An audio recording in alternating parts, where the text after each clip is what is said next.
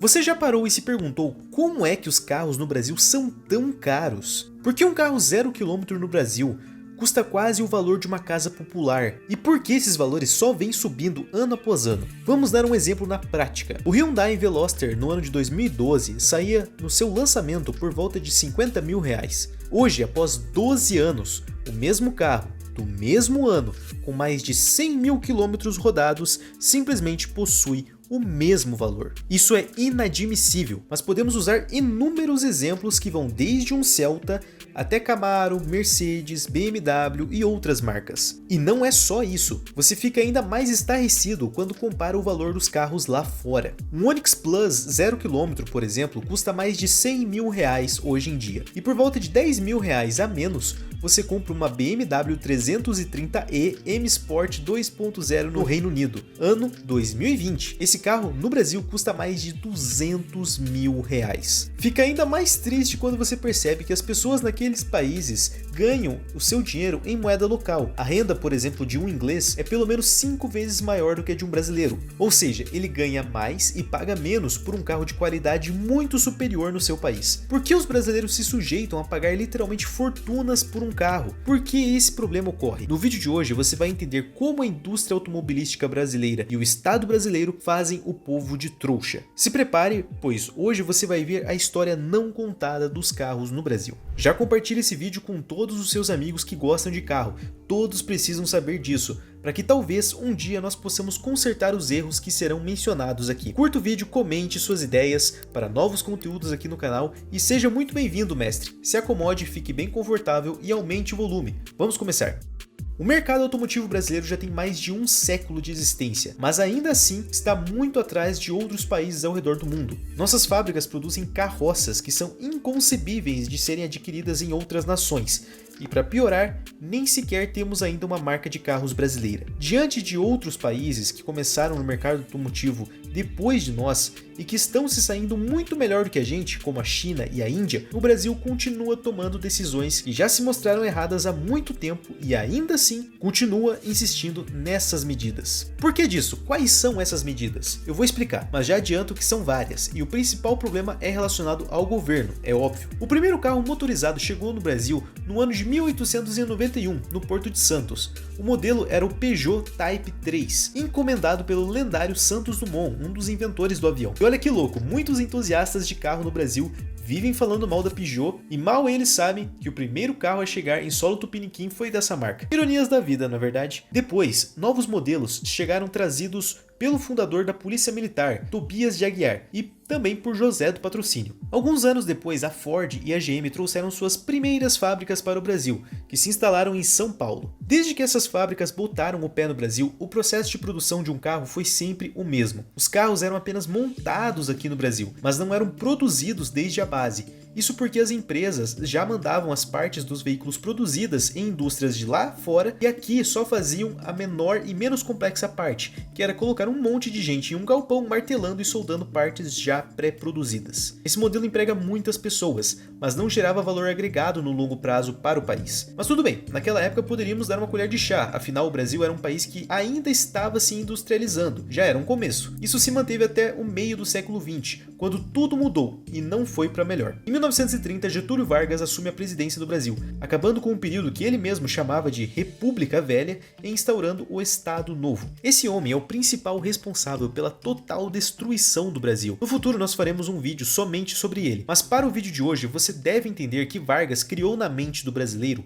uma espécie de paternalismo estatal. Vargas se utilizou dos meios de comunicação da época, como o rádio, que estava em alta, para ter uma relação muito próxima e íntima do povo brasileiro, criando uma afinidade entre governante e súdito que só tínhamos visto na época do Império com Dom Pedro II. Getúlio viu essa falta de uma figura central na política brasileira, visto que não tínhamos mais um imperador, e assumiu essa figura para si, se autoproclamando o pai dos pobres. Quase todos os ditadores populistas latino-americanos se utilizavam desse adjetivo, como Juan Domingos Perón na Argentina também usou. Vargas precisava consolidar seu poder e a melhor forma de fazer isso em um país pobre é gerar empregos, mesmo que suas decisões estejam acabando com o país. Para o povo, não importa, desde que estejam empregados e seu salário caindo na conta todo mês, tá tudo ok. Uma característica de países continentais como o Brasil é a de investir em sua malha ferroviária, para que as populações possam se deslocar por todo o território com mais facilidade, com um custo menor, melhorando a troca de informações e mercadorias também, estimulando por consequência a interação entre diferentes povos do mesmo território. Quase todos os países continentais viram que as ferrovias eram o melhor meio de transporte para pessoas e mercadorias a longas distâncias. Os Estados Unidos, a Rússia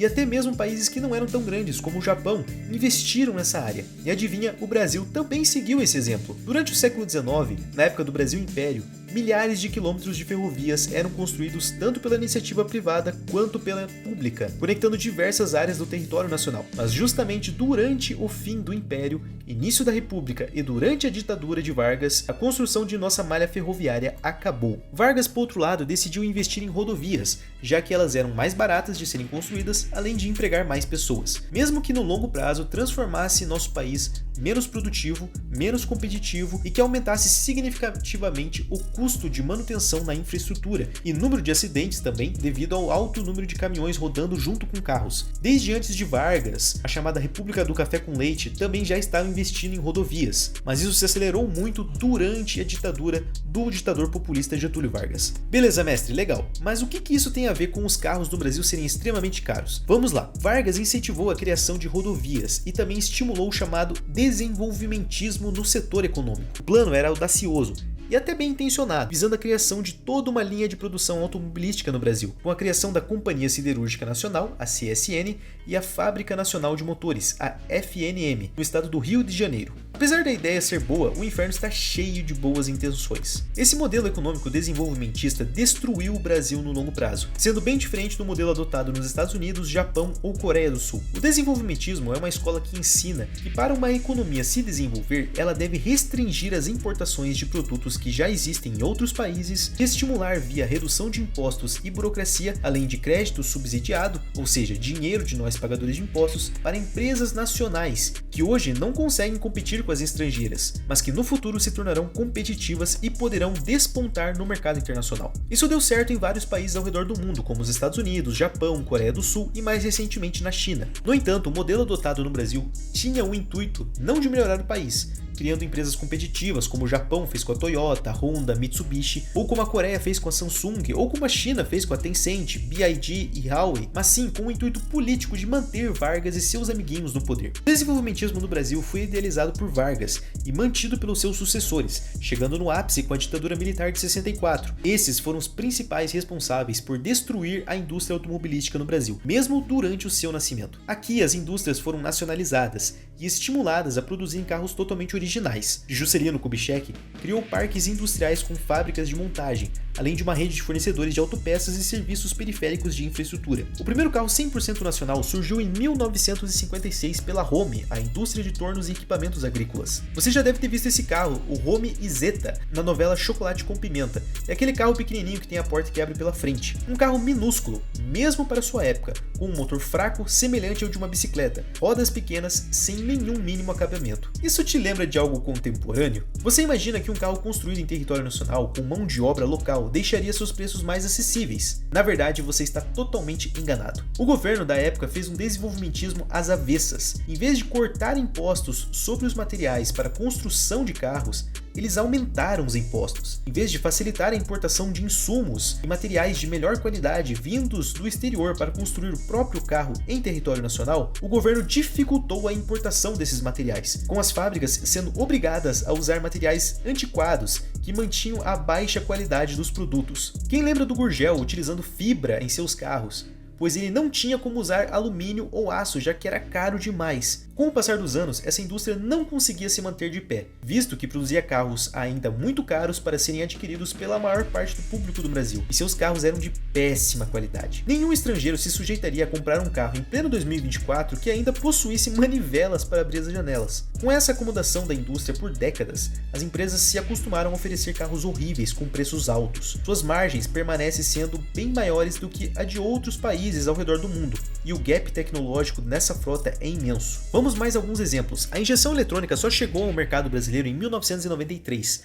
mas ela chegou no mercado norte-americano em 1957. Ar-condicionado era comum no mercado internacional em 1939, mas só chegou no Brasil em 1966. A mesma coisa com vidros elétricos, que já podiam ser encontrados em carros americanos em 1941, mas no Brasil chegou 40 anos depois, em 1981. A última pá de cal no caixão da indústria automobilística brasileira foi quando o presidente à época, Fernando Collor de Mello, abriu o mercado brasileiro para a concorrência internacional. Um Gurgel da vida não tinha a mínima capacidade de competir com um Fiat Uno, por exemplo, ou um Gol, que eram, por incrível que pareça, carros com muito mais qualidade, mas que possuíam um preço muito mais acessível que os demais concorrentes brasileiros. Foi então que essas mesmas indústrias que pediram ajuda ao governo brasileiro por décadas começaram a fazer lobby, trazendo empresas estrangeiras para se fixarem dentro do território nacional e se mantendo com diversas benesses. A principal ajuda dada pelo governo foi a portaria que chamamos carinhosamente de 030. No Brasil, você só pode importar um carro de fora do país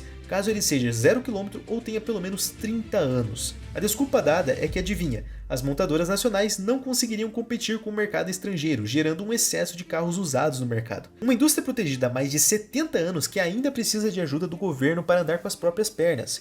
Enquanto isso, somos obrigados ou a comprar gastando muito pelo pouco que é oferecido em um carro 0 km, ou se contentar com os carros extremamente velhos. Graças a esses inúmeros subsídios e facilidades dadas pelo governo, todas as fábricas nacionais adquiriram dois grandes problemas: ineficiência de escala e baixa produtividade devido à falta de competição. Por que eu vou me esforçar para produzir um carro melhor e mais barato se o povo não vai conseguir comprar lá de fora mesmo? Todas as montadoras que aqui estão no Brasil pensam dessa forma. Não à toa, essas montadoras dão frequentemente férias coletivas a seus funcionários. Elas se tornaram extremamente mal preparadas e pouquíssimo produtivas.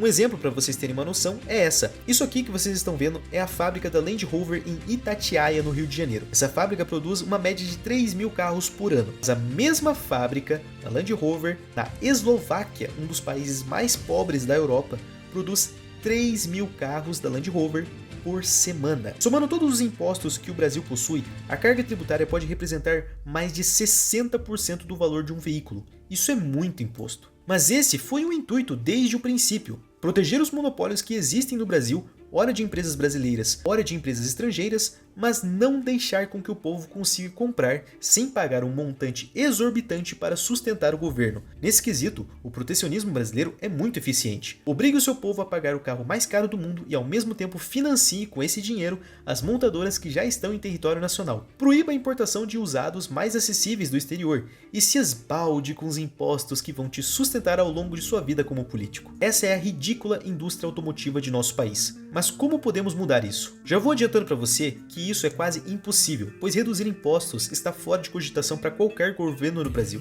Afinal, temos que sustentar a casta política, judiciária ou qualquer outro funcionário público além da Previdência. Além disso, mesmo que abrissem a importação de usados no Brasil, mesmo uma abertura gradativa iria quebrar por completo todas as montadoras do país, mandando milhares de pessoas para a rua. Já imaginou perder todos esses votos? Não deve ser uma coisa boa para presidente ou para qualquer político. Esse é o motivo dessa agenda se manter por tantas décadas. Nenhum presidente quer ser o responsável por mandar 60.000 pessoas embora para que o restante do país possa comprar seu carro mais barato. Isso mancharia a reputação do governante. No demais, o que podemos fazer é não se sujeitar a pagar esses valores ridículos que estão pedindo nos carros atuais, ou pensar em comprar carros mais antigos, ou mesmo, em sua região, usar transporte público, bicicleta ou até indo a pé, mas não dando o nosso suado dinheiro para essas montadoras que, infelizmente, acabam cobrando esses valores astronômicos, pois mais da metade do valor dos seus carros é apenas de imposto. Na prática, a indústria automobilística brasileira serve apenas para sustentar o Estado brasileiro. No demais, é esperar e ver o que o futuro nos aguarda. E se você ficou até o final do vídeo, parabéns, mestre! Você está